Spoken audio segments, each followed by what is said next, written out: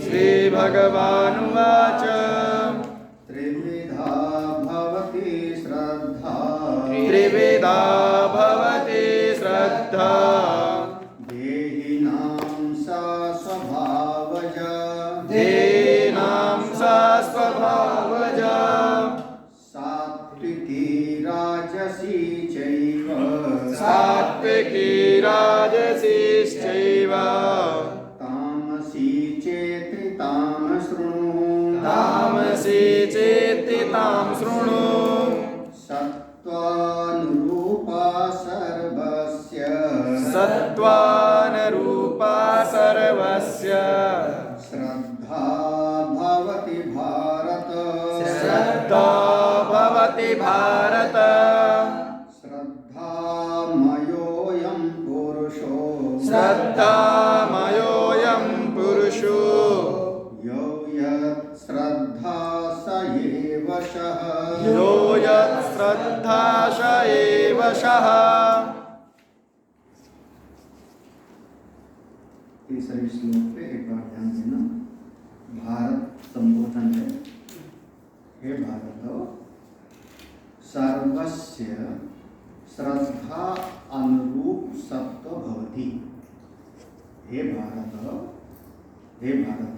सर्वस्य सर्व हमेशा ही सब जगह पर श्रद्धा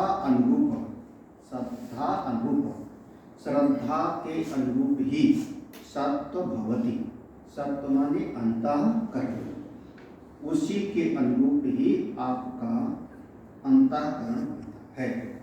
फिर श्रद्धामयः अयं पुरुष, यह जो पुरुष है उसकी जैसी श्रद्धा होती है उसी के अनुरूप होता है।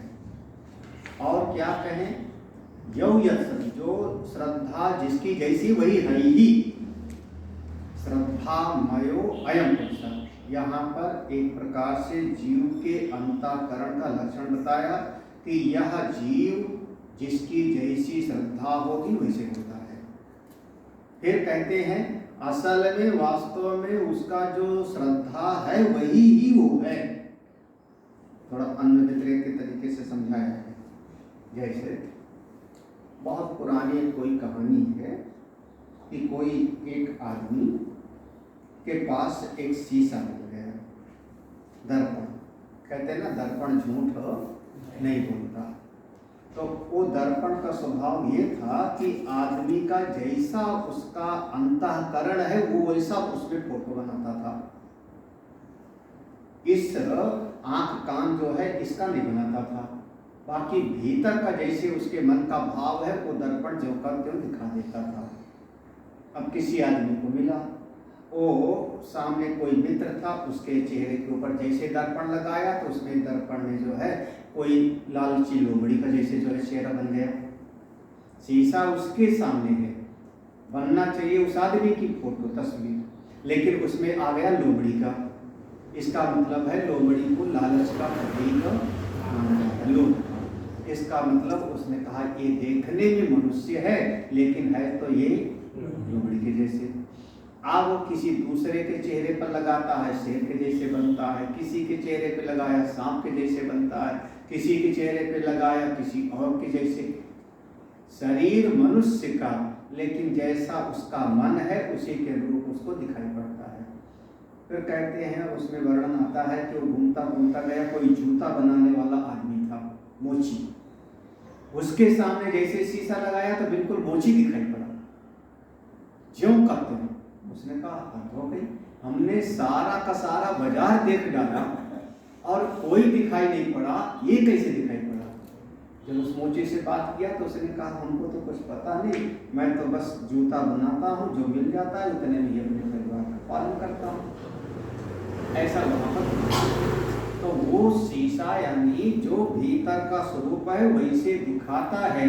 तो आपका अंतःकरण की मनोवृत्ति जैसी है, अंतःकरण में जो आपका स्वभाव बन गया समझना आप वही ही हो। जैसे एक पहले क्या कहा था कि अंतःकरण में दैवी संपत्ति को लाओ, ऐसे ऐसे बनता है ना, दैवी संपत्ति को लाओ और आसुरी संपत्ति को यहाँ से हटाओ, ऐसा कहा था। और वहां पूरा वर्णन किया था कि ये आसुरी संपत्ति है और ये दैवी संपत्ति है। यहाँ कहने का मतलब है श्रद्धा में जिसके अंतःकरण में दैवी संपत्ति आपके पूरी तरह विराजमान हुई, तो अंतःकरण का कोई अलग रूप तो है नहीं, तो अंतःकरण जैसा होगा वैसे वो है। तो अंतःकरण में अगर दैवी संपत्ति आ गई तो देवता ही है वो। श्रद्धामयो अयम पुरुष, श्रद्धामयो अयम पुरुष, उसके अंतःकरण में जैसी चित्त वृत्ति है वो वही ही है। अगर अब जैसे अब हमने जैसे संपत्ति पहले कहा था ना, संपत्ति का मतलब होता है आप अलग हो और संपत्ति को आप अलग से अपने पास रख रहे हो, कमा करके ला रहे हो। ऐसे मैं अलग हूँ, संपत्ति को ला करके रख रहा हूँ, तो वहां वो ख्याल आएगा कि मैं जीव अलग हूँ, आसुरी संपत्ति को मैं ले आया हूँ, आसुरी संपत्ति है, उसको हटाए। यहाँ अगले प्रसंग में 17वां अध्याय कराए, अगर आसुरी संपत्ति आपके भीतर बैठ गई तो आप असुर ही हो। फिर अब असुर को ढूंढने कहीं जाना नहीं लंका में कि वहां निशाचर रहते, फिर आपके भीतर आसुरी संपत्ति है तो आप ही असुर हो। वो क्या सो भाई, जिनके यह लक्षण भवानी से, हाँ, जिनके यह आचरण भवानी सो सब निश्चर जाने हो प्राणी, वो वही निशाचर हैं, वही असुर हैं। यौ यत् श्रद्धा, जिसका अंतःकरण, जिसके अंतःकरण का स्वभाव जैसा होता है वो वही ही है, वो वही। अब चित्त के भीतर संतत्व की वृत्ति आ गई, तो संतत्व की वृत्ति आ गई तो मैं अलग और संत की वृत्ति अलग, ऐसा नहीं। संतत्व की वृत्ति जब आती है तो अंतःकरण उसी रूप में बन गया। जब संतत्व के गुण भीतर चित्त में अंतःकरण में आए तो अंतःकरण तद्रूप हो गया, अंतःकरण तद्रूप हो गया तो वो अंतःकरण वाला संत ही है, वही है। श्रद्धामयो अयम पुरुष, भीतर शत्रु का भाव आ गया, शत्रु का भाव आ गया तो मैं अलग और शत्रु अलग नहीं, मैं अलग और शत्रु का भाव अलग नहीं। अंतःकरण को शत्रु रूप में वह जाकर के परिवर्तित हो गया, जैसे सवेरे ने कहा जल बर्फ के जैसे रूप में हो गया। तो आप अब पूरी तरह से शत्रु भाव में डूब गए, आप शत्रु हो। अगर आप किसी से द्वेष किए, किसी से द्वेष किए, किसी से आपने अपने मन को खराब किया, आप बिल्कुल तुरंत इसको देखो, सरल भाषा में क्या कहते हैं, यथा दृष्टि तथा सृष्टि, ऐसा सुना ना। मन के भीतर जैसा होगा वैसे उसको दुनिया दिखाई देगी। आदमी जैसा हो तो वैसे दिखेगा संसार, जैसा मन होगा वैसे उसको दिखेगा। अगर आपको कहीं पर भी कोई दोष दिखाई पड़ता है, इसका मतलब वो दोष आप में पहले ही था, आप उसी दोष वाले हो, तभी आपको दिखाई पड़ा। अगर आपके भीतर वो दोष ना होता तो आपको कभी दिखाई ही नहीं पड़ता। श्रद्धा भयो अयम, अपने अंतःकरण को भागवत में अगर कोई बना लिया अपने अंतःकरण को, तो जैसे कहा भगवान का जो भाव है अगर उसके अंतःकरण में आ गया तो उसका अंतःकरण भगवत रूप में बदल गया, तब वो चलता फिरता भगवान ही है। इसलिए हम संत को कहते हैं भगवान। क्या कहोगे? आइए भगवान, संत भगवान। क्यों? क्योंकि उनका अंतःकरण भगवत स्वरूप में हो गया। अच्छा, अब दृष्टांत, दूसरा दृष्टांत जो समझाने के लिए दिया गया। ऊंट घूमता घूमता गया, ऊंट घूमता घूमता गया, संयोग से नमक के पहाड़ में फंस गया। चारों तरफ नमक नमक नमक नमक का पहाड़, बड़े बड़े पहाड़। अब नमक में प्यास लगी तो पानी तक नहीं, मर गया वो, मर गया। कहाँ पर मरा? नमक के पहाड़ के अंदर। अच्छा, अब कुछ दिन के बाद में वह ऊंट, अब चूंकि नमक में शरीर जल्दी गलता है, तो उस ऊंट का जितना वजन था 10 कुंटल 50 कुंटल उसका वजन था, वो गल के सब कहाँ गया? वो तो कहीं। अच्छा, कुछ दिन के बाद में अब वह ऊंट का जो 50 कुंटल था वजन, वो 50 कुंटल वो भी नमक है कि नहीं? उसकी हड्डी भी नमक बन गई, उसका चमड़ा भी नमक बन गया, उसका मांस भी नमक बन गया। नहीं समझ आता? ये नहीं समझ आता? अच्छा, अब वो 50 किलो निकाल के, मैंने कहा वो पहाड़ है नमक का, चारों तरफ नमक था, वहां ऊंट मर गया, यही ना, गल गया, सड़ गया, सब सड़ गल गया। अब उसमें से 50 कुंटल निकाल के दिखाओ अलग से, जो नमक ना हो गए 100 साल के बाद। अब 50 कुंटल अलग दिखाओ, तो वो जो 50 कुंटल उसका वजन था नमक ऊंट का, वो भी नमक बन गया कि नहीं? अब क्या हो गया? वो नमकमय हो गया। उसी प्रकार से आपके चित्त में जैसी वृत्ति होगी, उस वृत्ति के जैसे ही आप हो गए। इसको कहते हैं वृत्ति सारूप्यम इतरत्र। याद है? वृत्ति सारूप्य, हाँ, वृत्ति सारूप्य। आपके चित्त में जैसे जो जो वृत्ति आई, उस वृत्ति के साथ एक वृत्ति आई दुख, दुख, बस आपका अंतःकरण दुखाकार के रूप में बदल गया, बर्फ के जैसे दुखाकार हो गया। अब जब दुखाकार हो गया, तब आप पूरे के पूरे दुखी हो गए। ये मत समझना कि वहां पर आपका मन दुखी है और बुद्धि सुखी है ना। मन दुखी है, बुद्धि सुखी है, ऐसा नहीं, बल्कि आपका पूरा का पूरा अंतःकरण दुखमय हो गया, दुखाकार वृत्ति के साथ। आपकी वृत्ति में एक सुख का भाव है, जैसे सुख का भाव आया तो आपका पूरा का पूरा अंतःकरण सुखाकार वृत्ति में हो गया। भेद नहीं कर सकते वहां पर, भेद नहीं आएगा, तदाकार हो गया। और एक ही वृत्ति के साथ आप अपने आप को बिल्कुल बदलते जाते हो। मैं दुखी, मैं सुखी, मैं रागी, मैं द्वेषी, एक ही वृत्ति के साथ साथ। इसलिए कहा यो यत् श्रद्धा, जिसके अंतःकरण श्रद्धा, यहाँ पर श्रद्धा का होगा, हमने कल बताया था, श्रद्धन भाव, धारण करने वाली बुद्धि। तो आपकी बुद्धि जिस चीज को धारण कर लेती है, आप वही हो। आपकी बुद्धि ने किस चीज को पकड़ के रखा? भगवान को, संसार को, राग को, द्वेष को। बुद्धि जिस चीज को धारण कर लेती है। अब आगे भेद करके समझाते हैं, ठीक है? ये 2 श्लोक सूत्र रूप में है। अब इसके बाद इसके ढेर सारे भेद बताएंगे। ततः च कार्येण लिंगेन देवादि पूजया सत्वादि निष्ठा अन्यया इत्या। ततः च, ये जो तीन प्रकार से बताया ना, त्रिविधा भवति श्रद्धा, ये बताया था ना इसमें दूसरे श्लोक में, त्रिविधा भव श्रद्धा, उसी को कह रहे हैं तथा। तथा माने वो जो 3 प्रकार की श्रद्धा का वर्णन किया है।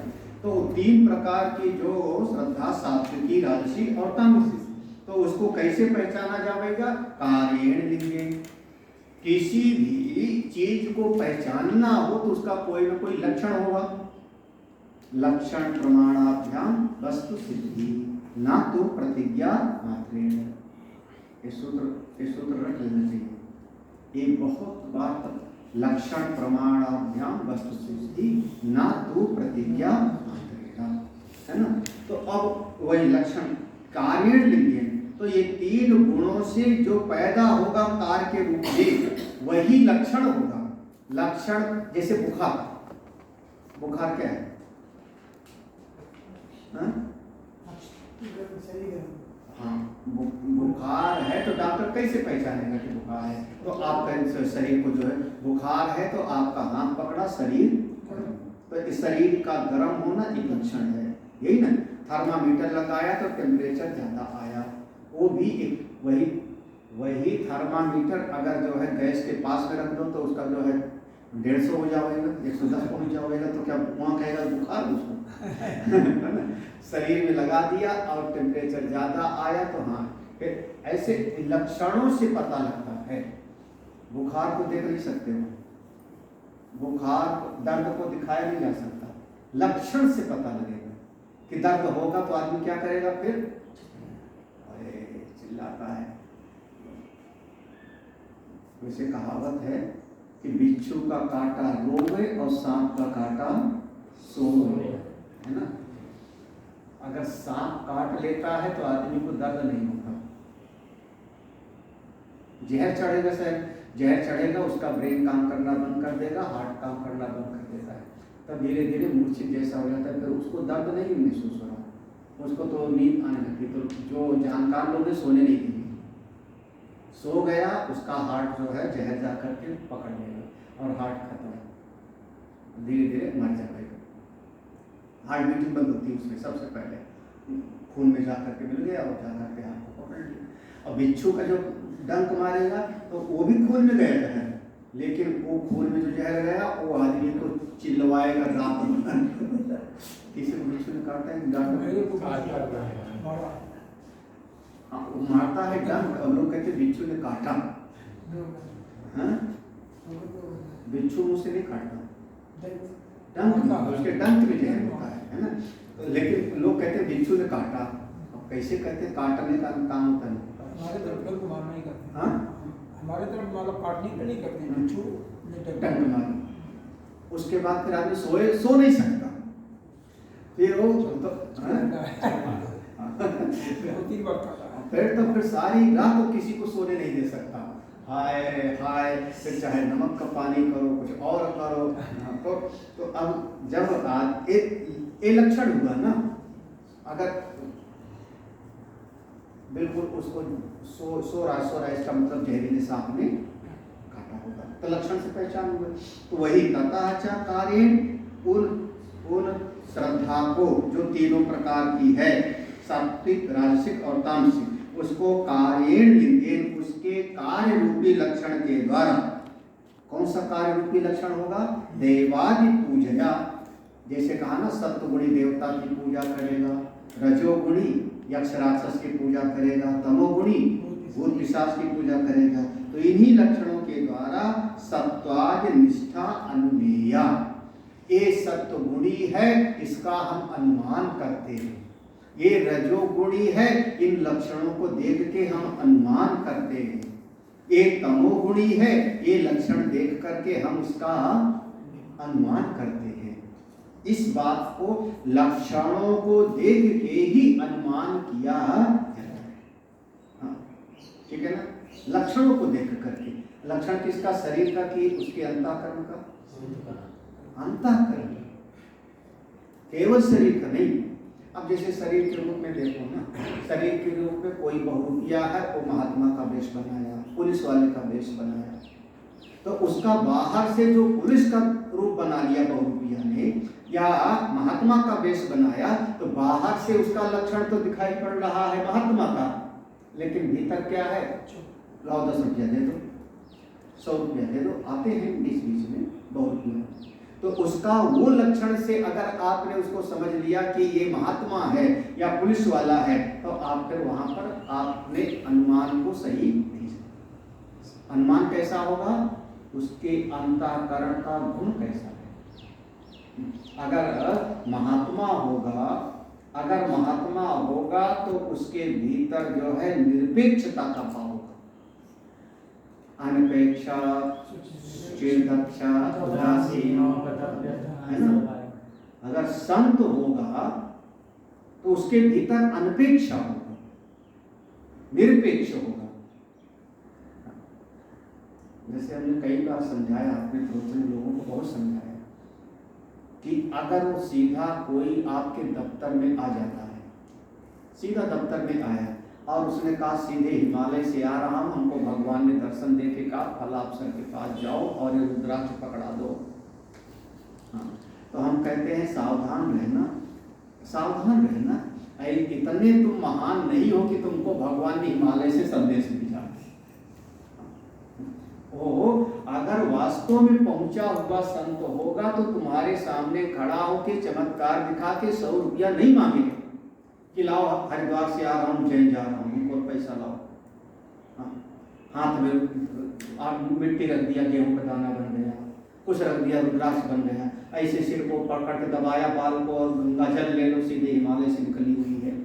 अगर ये सब, अगर बाद में कितना ले लोगे पैसा, बोले 500 दे दो, 100 दे दो, भाग्य भूत लंगोटी से 11 दे दो, है ना।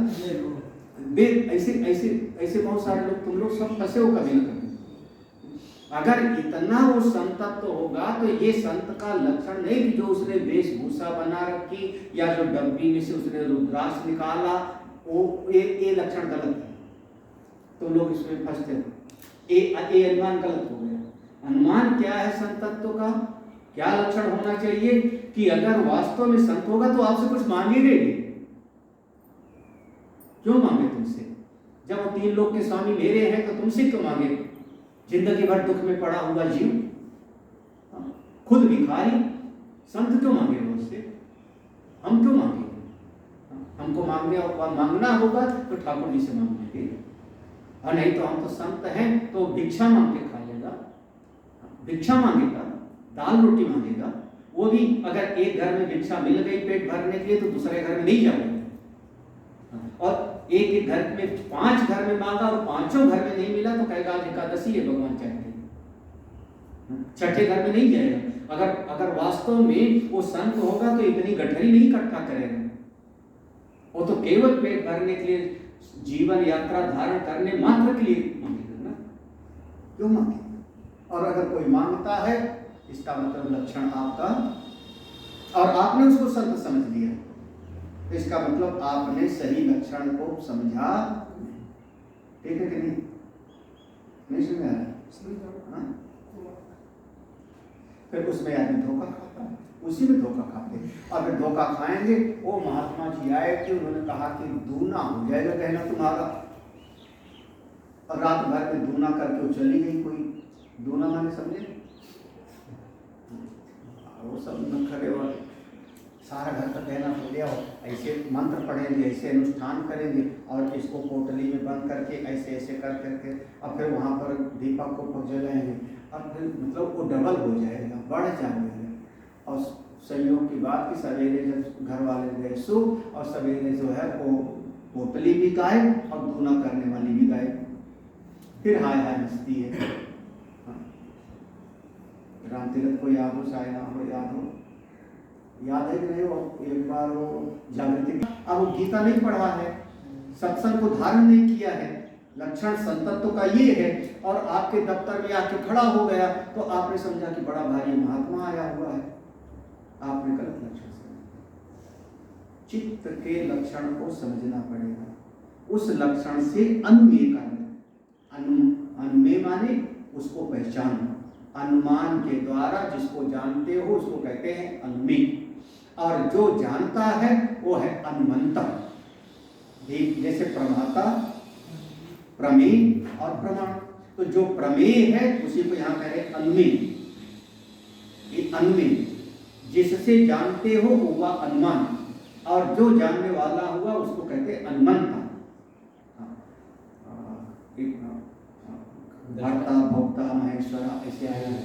उपद्रष्टा, उपद्रष्टा अनुमंता च भर्ता भोक्ता अनुमंता। अनुमंता माने प्रमाता, ज्ञाता, जो जानने वाला है उसको अनुमंता कहेंगे। जिसको जान रहे हो वो हो गया अनुमेय, अनुमेय। और जो जाना जिस माध्यम से उसको नाम हो गया अनुमान। जैसे प्रमाता, प्रमेय और बीच में प्रमाण। तो अगर सही सही आप व्यवहार करो तो अनुमेय को पहचान जाओगे। लक्षणों के द्वारा किसी चीज को ठीक ठीक जाना जाता है, लेकिन केवल बाहर का लक्षण नहीं उसके। अच्छा, जैसे कोई कहे जो पीला रंग हो, पीले रंग का ऐसा गोल गोल होता है, बढ़िया सुंदर सा सिंदूरी रंग का दिखा हुआ, वो आम होता है। देखो ये लक्षण है ना, ये लक्षण है ना। जैसे हम आम का एक लक्षण होता है कि पीला हो गए, ऐसे इतना बड़ा हो गए, इस टाइप से बना हुआ, ऊपर रोटी बनी हो, आम है। तो बहुत बार तो मिट्टी वाले नकली बना के 100 पीस में रखते हैं। तो जो आपने लक्षण लगाया, आपने पीले का लक्षण लगाया, वो पीला रंग वो दिखाई पड़ रहा है। आपने ऊपर वो ऐसे जगह बना हुआ है जहां से लटकता रहता है, वो भी बनाया हुआ है, और उसी से आपने समझ लिया कि ये आम है, तो फिर आपका लक्षण गलत हो जाएगा। क्योंकि आम हम किसको कह रहे हैं? जिसके भीतर रस हो गए, यही ना। आम्र वो है आम जिसके भीतर रस हो गए। अब आपने उसको छू के देखा नहीं, टटोल के देखा नहीं, और दूर से समझ लिया जो प्लेट में सजा के रखा था नकली वाला, उसी को समझ लिया कि ये असली। तो आपका लक्षण गलत हो गया ना? नहीं समझ आ रहा है? लक्षण समझो ना। अब भाई अच्छा, जो बैठ करके मृग चर्म में बैठा हो, मृग चर्म पर बैठा हो, बगल में संसा बड़ा हो गए, कमंडल भी रखा हो गए, और साथ में एकाध पोथी लेके पढ़ रहा हो, वो संत है कि नहीं? एकांत में रह रहा हो। अब ये सब लक्षण है लिंग संत के ना। अगर केवल इतने लक्षण समझोगे तो फिर हनुमान जी को भी थोड़ा फंस गए। किसको समझ लिया था ये लक्षण से?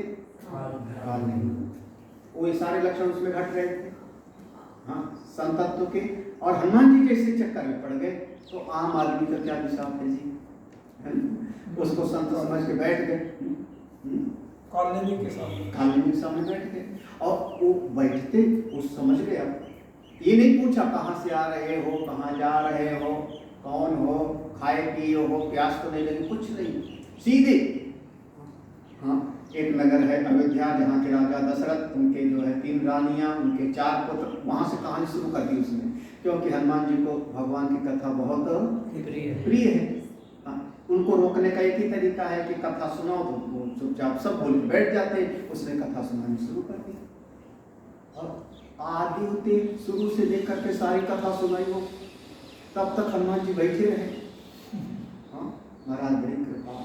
अयोध्या से फिर चित्रकूट, चित्रकूट से फिर जो है पंचवटी, पंचवटी से सीता का हरण, उसके बाद फिर सेतु बंध का पुल बंधना, फिर उसके बाद राम रावण का, मतलब इतनी सारी कथा हनुमान जी टस से बस नहीं हुई। और जब कथा में आया कि अब शक्तिबाण लग गया है और लक्ष्मण जी मूर्छित है, सुषेण वैद्य लाए गए थे, और सुषेण वैद्य ने बताया था कि ये दवाई है संजीवनी बूटी। अब इसके बाद कथा क्या हुई? जितनी कथा थी पूरी सुना दी उसने। तब तक हनुमान जी टस से मसले में बिल्कुल सुनते रहे। हाँ, इसके बाद अब कथा तो है ही नहीं, कथा तो इतनी ही थी ना कि तुम बूटी लेने जा रहे हो, तो इसके बाद जीतेंगे, रावण विरुद्ध हो रहा है, वही जीतेंगे। ये भविष्यवाणी कर रहा है, अपनी दृष्टि बोला, क्योंकि कथा तो इतनी थी ना। तो कहता है कि अब मैं अपनी दिव्य दृष्टि से बताता हूँ, अपनी दिव्य दृष्टि से देख के बताता हूँ कि आगे क्या है। तब हनुमान जी ने कहा हमको प्यास लगी है, मतलब अपनी कहानी बस सुनाओ। किसकी कहानी सुनने में बैठे हैं? राम जी। जीव तभी फंसता है जब अपनी कहानी सुनाना शुरू करता है, घोर नरक में जाता है जब अपनी कहानी, हाँ मैं ऐसा, मैं वैसा, हाँ, अपनी कहानी सुनाओ और अपने सर पे आफत मोल लो। जैसे उसने कहा मैं सुनाता हूं आगे क्या होएगा, हनुमान जी तब कहा तेरी कथा नहीं सुननी को, तेरा पुराण अपने पास रख, क्या नाम है मेरा, मैं विशिष्ट, ये कहीं लिखा नहीं, बुढ़िया पुराण, मैं तो कहूँ बुढ़िया पुराण स्वामी जी कहते हैं, कहीं लिखा हुआ। हाँ, बुढ़िया पुराण, लेडीज पुराण, हाँ वो सब सुना। तो अब हनुमान जी का, तो उसने कहा कि ये कमंडल है, पी लो। कमंडल है माने मेरे पास इतनी कथा है, कथा तो इतनी है, तो उनका इतने में मेरा पेट नहीं भरता। बोले फिर पास में सरोवर है वहां, ऐसे कहा। जब चलने लगे हनुमान जी तो उसने फिर कहा वहां जब जाओगे तो संजीवनी बूटी को पहचानोगे कैसे, कैसे पहचानोगे? हनुमान जी कहा फिर, तो उनका अच्छा पी के सरोवर, मतलब पी करके भाग मत जाना, सरोवर में जल पी करके फिर आना, तो मैं तुमको मंत्र दीक्षा दूंगा, गुरु मंत्र दूंगा, तो उस गुरु मंत्र से तुमको संजीवनी बूटी। देखो उल्टा हो रहा है भाई, पहले मंत्र ले हुए फिर कथा सुने, यही प्रक्रिया है श्रवण मनन और, हाँ? लेकिन उसने कथा पहले सुनाई, और तुलसीदास जी को कैसे पहले मंत्र दिया था नरहरि दास ने, है ना, बाद में कथा सुनाई, यही ना। और उसने पहले कथा सुनाई फिर कहता है मंत्र दीक्षा लूं, और अपनी तरफ से कह रहा है ना। हनुमान जी ने कहा नहीं था कि हमको गुरु मंत्र दो, अपनी तरफ से। और बाद में फिर मकड़ी मिल गई और उसने सब बता दिया। फिर लौट के हनुमान जी भागे नहीं, लौट के उसके पास आए उसके पास में, और जब उसके पास में आए तो उसने कहा आ गए, आओ आओ गुरुमंत्र। बोले गुरुमंत्र बाद में, दक्षिणा पहले दे दो। पहले गुरुमंत्र की दक्षिणा, सब उल्टा पुल्टा है। दक्षिणा पहले तो लो और फिर दक्षिणा उनको दे दिया। तो लक्षण को बहुत संत का लक्षण कौन सा होगा वो पकड़ के रखना। स्थित प्रज्ञ के जो लक्षण है ना वो संत के लक्षण है। फिर 12वें अध्याय में जो भक्त के लक्षण है वो भक्त के लक्षण है। अत्रिष्टा सर्वभूतानां। फिर 14वें अध्याय में पढ़ा जो त्रिगुणातीत है वो लक्षण है संत के। संत के लक्षण में वेशभूषा को नहीं कहा है कि तुलसी की माला पहने होंगे कि रुद्राक्ष की होंगी कि स्फटिक की होंगी कि जो है कमलगट्टे की माला बहुत है। दाढ़ी रखाया होगा दाढ़ी नहीं रखाया होगा ये कहो है। चंदन लगा होगा कि नहीं लगा होगा ये बाहर का लक्षण है। संत के लक्षण में बिल्कुल भीतर के लक्षण है, बिल्कुल भीतर का। वो लक्षण सही लगेगा तो पहचान पाओगे भीतर का है। यहाँ इतने समझ लक्षण प्रमाणाभ्याम वस्तु सिद्धि न तो प्रतिज्ञा। लक्षणों के द्वारा ही किसी चीज का ठीक ठीक हमको बोध होता है। वो लक्षण में बाह्य लक्षण नहीं बल्कि कैसा हाँ भीतर का लक्षण। ये समझाना विचार बाहर के लक्षण से नहीं बल्कि भीतर। तो ततः चाहो तीनों गुणों का कार्य लिंगेन उनके कार्यों के लिंग से कौन सा कार्य देवादि पूजया वो सप्तगुणी देवता की पूजा करता है उसी से अनुमेया वो तीनों गुणों की पहचान। मतलब गुण नहीं दिखाई पड़ेगा आपको। हमने जैसे पहले कहा कि संत के लक्षण से पहचानोगे कि संत है। तो ऐसे गुण कोई कहे कि लाओ हमको सत्वगुण हाथ में दिखा दो रजोगुण हमको दिखा दो तो ऐसे नहीं दिखा पाओगे। उनके लक्षणों से पहचान होती है। ठीक है पढ़ते हैं। अब इसके बाद सब भाषा में पूरा भाषा है।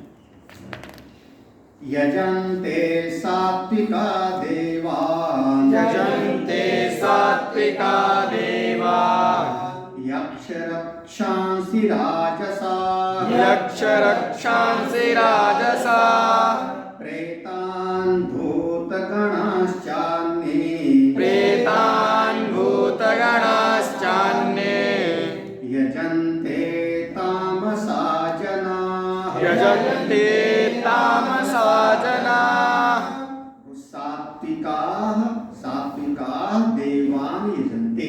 सत्वगुणी वाले देवता का यजन करते हैं पूजन करते हैं। राजसा यक्ष रक्षा रजोगुणी वाले यक्ष राक्षस थी यही ना। अन्य इसमें संधि विच्छेद कर लेना। अन्य मिला भूत प्रेत भू प्रेतान भूत गणा च अन्य। तो अन्य तामसा जना च प्रेतान भूत गणास यजन्ते। जो अन्य तमोगुणी वाले लोग हैं वो प्रेत और भूत की पूजा करते हैं। पहले भी पढ़ा हुआ है तो वही भाषण। यजन्ते पूजयन्ती यजन्ते माने पूजयन्ती पूजा करते हैं। सात्विका सत्वनिष्ठा देवान सात्विक लोग सत्वनिष्ठा जिनकी है देवता आदि की पूजा करते हैं। यक्ष रक्षा से राजसा रजोगुणी लोग चूंकि कामना से भरा है लोभ आदि से तो यक्ष राक्षस की पूजा करते हैं। प्रेतान भूतगणाश्च और प्रेतान भूतगणास माने सप्त मातृकादि चा अन्य ए शब्द प्रयोग कर दिया है। जो पुरोहित लोग होते हैं 16 मातृका बनाते हैं ना। हाँ तो उसको अब वहाँ पर समझ लो अब अपने आप ऐसा वो बना के करवाते हैं। हाँ फिर कभी कभी जो है जब पूजा होती है पूजा कराएंगे तो कहेंगे अंत में तर्पण भी कराओ। ऐसे कराते नहीं पिता तर्पताम माता तर्पताम पितामा तर्पताम कराते ना ऐसे। तो वो सब किसकी हो गई है वो तो सप्तमातृकादींचा अन्य यजन्ते तामसा जना। तमोगुणी लोग भूत प्रेत आदि जो मर गए हैं उनकी पूजा लोग करते रहते हैं। आगे देखो अब अगले श्लोक का ये संगति एक सरल भाषा में पहले भी बताया है। एवं कार्यतो निर्णीता सत्वादि निष्ठा। इस प्रकार से एवं कार्यतो निर्णीता कार्य को देख करके जो निर्णय कर लिया, क्या कार्य देखा, लक्षण क्या देखा, देवता की पूजा कर रहा है तो मतलब ये सत्वगुणी होगा। यक्ष राक्षस की पूजा कर रहा है, कार्य है, तो हमने क्या समझ लिया, ये रजोगुणी होगा, है ना। और भूत को पूजा कर रहा है तो ये कौन होगा, तमोगुणी। कार्य को देख के जो निर्णय कर लिया, सत्व तम की निष्ठा। तो शास्त्र विधि उत्सर्ग, इनमें से कुछ लोग ऐसे होते हैं कि जो शास्त्र की विधि का त्याग कर दिए, अब शास्त्र के अनुसार नहीं पूजा कर रहे हैं। तत्र कश्चिद एव सहस्रेषु, इनमें से कोई एकाध ऐसा होता है, कश्चिद एव, तत्र कश्चिद, इनमें से कोई बिरला ऐसा होता है, कितने, हजारों में, तत्र कश्चिद एव सहस्रेषु, इनमें हजारों में से कोई एकाध ऐसा होता है जो देव पूजादि तत्पर सत्वनिष्ठा, जो देवता आदि की पूजा में सात्विक भाव वाला लगा रहता है। देखो सीधा सीधा यहाँ समझना जो कहना चाह रहे हैं, कार्य को देख के उसके गुण का अनुमान कर लिया, सत्वगुणी है कि रजोगुणी। और इनमें भी बहुत सारे ऐसे हैं, हजारों लोग जो कि शास्त्र विधि को ठीक से नहीं जानते, लेकिन पूजा देवता की कर रहा है, पूजा यक्ष राक्षस की कर रहा है, पूजा उनकी कर रहा है। तो उनको देख करके ही, उनकी उस अनुष्ठान को देख करके ही हमने समझ लिया। अब जैसे मैं गंगोत्री, मैं तो गंगोत्री पहली बार 25 साल पहले, अब वहाँ उस समय भीड़ नहीं होती थी, तो गंगा जी के किनारे अब वहाँ पर हम अपना स्नान किए और बैठ करके साथ में 5-6 लोग और थे, बेंची वगैरह थे। तो और उसी समय कोई और एक ग्रुप आया था, वहाँ के परिवार, वहीं पहाड़ के लोग ही, उन्होंने एक माता जी को जो है देवता आ गए, उसके परिवार वाले सब उसको प्रणाम करने लगे, मत्था टेकने लगे।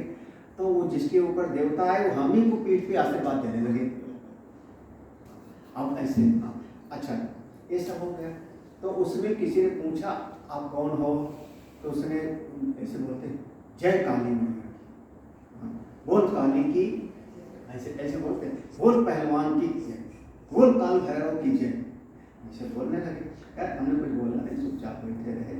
अब उसको देख करके कुछ तो अनुमान करोगे ना, शास्त्र विधि को नहीं जानते, शास्त्र विधि को नहीं जानते, लेकिन फिर भी वो कोई ना कोई एक पूजा में उसका मन तो लगा है, तभी तो। कई बार हमारे सत्संग कर्णप्रयाग में सत्संग था, कर्णप्रयाग में, तो वहाँ पर प्रवचन के बीच में एक महिला आगे बैठती थी, माई, रोज उनको देवता आ जाते थे।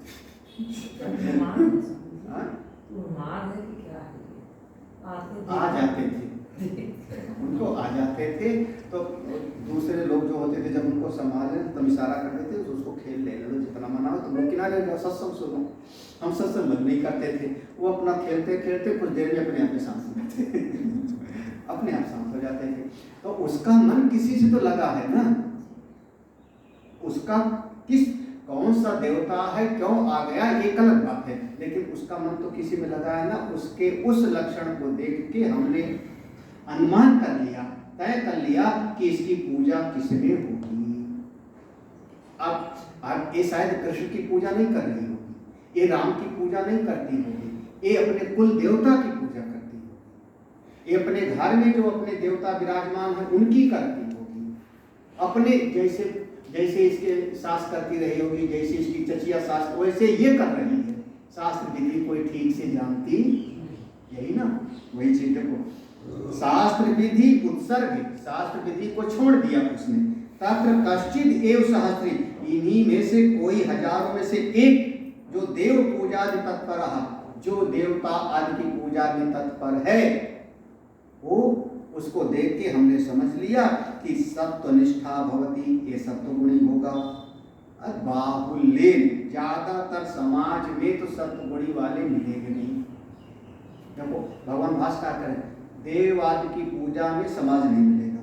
बाहुल्येन तो रजोनिष्ठा तमोनिष्ठा था, समाज में जहां जाओगे आपको ज्यादातर रजोगुणी पूजा करने वाले और तमोगुणी वाले मिलेंगे।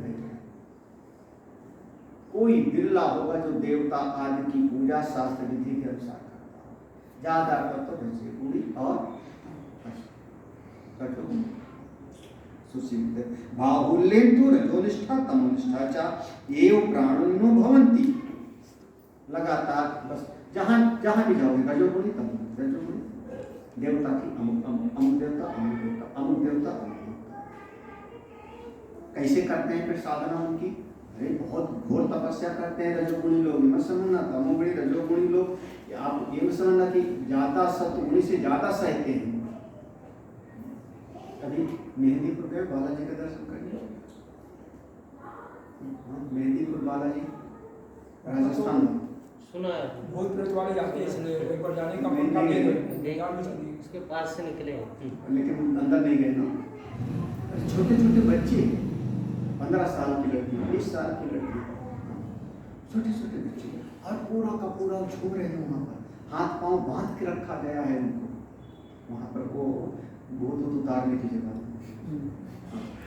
तो अब कुछ नहीं, हमारे अपने लखनऊ आश्रम में ये कहता था देवी वर्ग ज्यादा कुएं में कूद के मर जाऊंगा, ऐसे बोलता था। कुएं में कूद के मर जाऊंगा, उसको उनके परिवार के लोग पकड़ के बांध के रखते थे, कहीं जाके कुएं में गिर न जाए, फांसी न लगा। तो अब सब तो बुरी होगा तो ये थोड़े करेगा। वो कौन है, चाहे भले वो कुछ भी कहे, लेकिन उसकी निष्ठा किसमें होगी? तमोगुणी या उन्हीं की पूजा करता होगा, चित्त में बिछाए। देखो ऐसे लोग कैसे कैसे लोग सकते। अशास्त्र विहितं घोरम् अशास्त्र विहितं घोरम् अप्यन्ते ये तपोजनाः तप्यन्ते ये तपोजनाः दम्भ अहंकार संयुक्ताः दम्भहंकार संयुक्ताः कामराग बलान्विताः कामरागबलान्विताः। इसको पहले जो रजोगुणी और तमोगुणी है उन लोगों के लिए काम राग बलान बल अन्विता, कामना आसक्ति के बल से उनका अंतःकरण दर्शित है। किसका? रजोगुणी और तमोगुणी। तो उनके चित्त में कामना का आवेश है, कुछ चाहिए, या कहीं पर आसक्ति है, राग है, उसी के बल से उसका अंतःकरण दर्शित है। तब ऐसे लोग अशास्त्र विहितम घोरम, जो शास्त्र में विहित नहीं है, शास्त्र की विधि नहीं है, वैसा भी घोर घोर तप ऐसे लोग करते हैं। तप्यन्ते घोरम तप्यन्ते, घोरम माने घोर तप करते हैं। क्यों कर रहे हैं? काम राग ये दो के कारण। नहीं समझा? अरे जैसे देखो घर है, घर में 10 लोगों का परिवार है, घर में 10 लोगों का परिवार है, दादा दादी हैं, 2 पति पत्नी हैं, 2 बच्चे हैं। तो घर में पैसा चाहिए और किसी ने कह दिया कि घर में ऐसा करना कि अमुक अमुक देवता का अनुष्ठान कर लो, सारी रात ये वाला मंत्र पढ़ना, ओम फट स्वाहा हुम। हम मरा जो सारी रात वो करता है, क्या हो गया? किस कामना के कारण। लखनऊ में हनुमान सेतु मंदिर है, वहाँ में सत्संग, तो एक पुराने राजा का आया है, तुमको तो याद होगा, पुराने जमाने में जब हमारे पास मारुति बहन थी, भूल गए वो जमाना है। तुम भी हमारे